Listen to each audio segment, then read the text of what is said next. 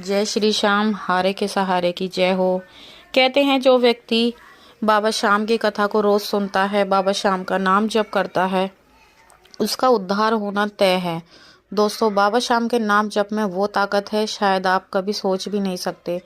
आप जो चाहें बाबा श्याम से वो पा सकते हैं। बाबा श्याम हारे के सहारे हैं। जब आपको लगे कि आप हर जगह से हार चुके हैं, हर जगह से निराश हो चुके हैं, तो एक बार बाबा श्याम के चरणों में ज़रूर जाएं। बाबा श्याम आपको कभी हारने नहीं देंगे। बाबा श्याम को ऐसे ही हारे के सहारा नहीं कहा जाता। बाबा श्याम सच में हारे के सहारे हैं और वो अपने भक्त को कभी निराश नहीं होने देते। वो हमेशा अपने भक्त की सहायता करते हैं, हमेशा अपने भक्त का साथ देते हैं। तो आज मैं फिर से जुड़ चुकी हूँ एक और सत्य कहानी के साथ, जो कि शीला जी की है और वो दिल्ली की रहने वाली हैं। तो कहानी को आगे बढ़ाने से पहले अगर आपको हमारी ये कहानी पसंद आती है तो वीडियो को लाइक कर दें, शेयर कर दें और कमेंट बॉक्स में जय श्री श्याम लिखना बिल्कुल भी ना भूलें। और हमारे चैनल को सब्सक्राइब ज़रूर करें। अगर आपको हमारी कहानी अच्छी लगती है तो ज़्यादा से ज़्यादा शेयर करें। और दोस्तों, अगर आपकी भी कोई ऐसी कहानी है जो बाबा श्याम ने आपके साथ कोई चमत्कार किया है या किसी अन्य देवी देवता ने भी आपके साथ कोई भी चमत्कार किया है और आपको लगता है कि आपको भी सबके साथ शेयर करना चाहिए, बाबा का आशीर्वाद सब तक पहुंचना चाहिए, सबको बाबा पर विश्वास होना चाहिए, तो नीचे डिस्क्रिप्शन बॉक्स में हम अपनी ईमेल आईडी डाल देंगे। आप वहां पर अपनी कहानी हमें भेज सकते हैं अपने नाम पते के साथ, ताकि हम आपकी कहानी भी लोगों तक ज़्यादा से ज़्यादा पहुंचाने की कोशिश करें। तो चलिए ज़्यादा देर ना करते हुए कहानी को शुरू करते हैं। जय श्री श्याम। तो आज की कहानी शीला जी की है। उनकी 2 बेटियां और 1 बेटा है। उनकी 2 नंद हैं। दोनों नंदों की शादी हो गई है। वह पहले गांव में रहते थे बट अब वो दिल्ली रहने लगे हैं। उनके हस्बैंड की अच्छी खासी नौकरी है, DTC में वह काम करते हैं और अच्छे से कमाते हैं। अच्छे से परिवार का पालन पोषण चल रहा है।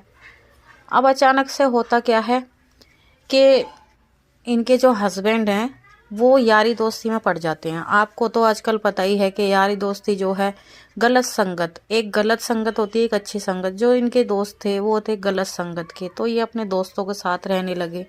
दोस्तों के साथ जाते थे तो दोस्त इनको दारू पीनी उन लोगों ने सिखा दी और रोज़ रोज़ घर में, रोज़ हमारे घर में लड़ाई झगड़ा कलेश रहता था। और मैं इनको कहती कि आप आज फिर दारू पिया है, तो ये कहते थे क्या करूं, जब दोस्तों के साथ बैठता हूं तो वो लोग कहते हैं अब उनकी बात में मैं गिरा नहीं सकता, इसलिए मेरे को पीनी पड़ती है। मैं उनको रोज़ समझाया करती थी लेकिन वो मेरी बिल्कुल नहीं मानते थे। अब धीरे धीरे इतना हो गया कि वो 8-8, 10-10 हज़ार की दारू पियाए करते थे। जो भी जो कमाते थे वो सब दारू में चला जाया करता था। मैं बहुत ज़्यादा परेशान रहने लगी और हमारे घर में कलेश भी बहुत होने लग गया।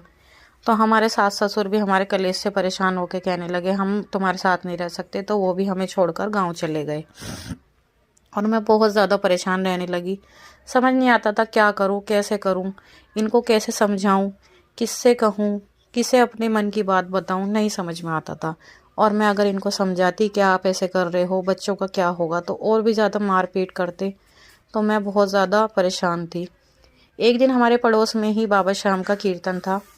अब तो बाबा श्याम को हर घर में पूजा जाता है। पहले तो बाबा श्याम को कोई इतना मानता नहीं था, पर अब हर घर में बाबा श्याम पूजे जाने लगे हैं। तो हमारे घर भी कीर्तन का बुलावा आया, तो मैं भी बाबा श्याम के कीर्तन में गई और वहाँ पर बाबा श्याम के भजनों में खो गई। और बस बाबा श्याम से मन ही मन बातें करती रही, उन्हें अपना दुख बताती गई और फूट फूट कर रोने लगी मन ही मन।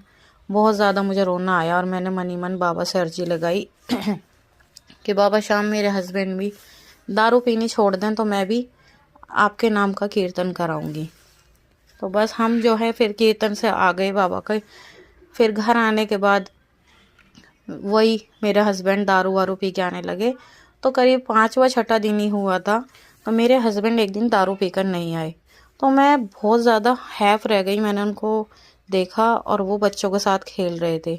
तो मैंने जब तो उनको कुछ नहीं कहा। फिर दूसरे दिन देखा तो वो दूसरे दिन भी पीकर नहीं आए।